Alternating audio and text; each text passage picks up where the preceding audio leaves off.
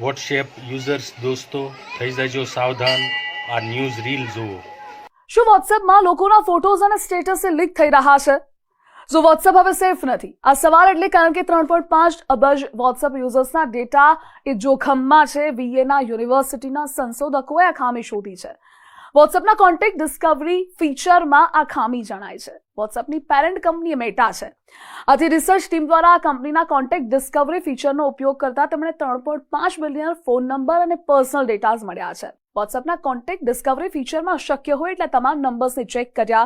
આ રીત દ્વારા તમને મેસેજિંગ સર્વિસ દ્વારા નંબર મળી ગયા. 57% યુઝર્સના નંબર અને પ્રોફાઇલ ફોટોનું એક્સેસ મળ્યું અને 29% યુઝર્સના પ્રોફાઇલ પર જે ડિસ્ક્રિપ્શન હોય છે તે જોવા મળ્યા. એમાં યુઝરના પ્રોફાઇલ ફોટો ડિસ્ક્રિપ્શનનો પણ સમાવેશ થાય છે. એટલે આ ડેટાને સૌથી મોટું ડેટા લીક ગણાય છે.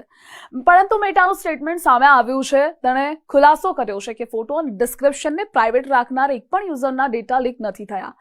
વોટ્સએપ દ્વારા હવે એન્ટી સ્ક્રેપિંગ સિસ્ટમ બનાવવામાં આવી રહી છે, જેનાથી ફરી ડેટા લીક નહીં થાય. પરંતુ તમારું શું કહેવું છે? વોટ્સએપ અને જેટલી પણ સોશિયલ મીડિયા એપ્લિકેશન્સ છે જે લોકો યુઝ કરે છે, ફોટોઝ અને ડેટા શેર કરે છે, એ તમને કેટલું રિસ્કી લાગે છે? કમેન્ટ સેક્શનમાં જણાવો.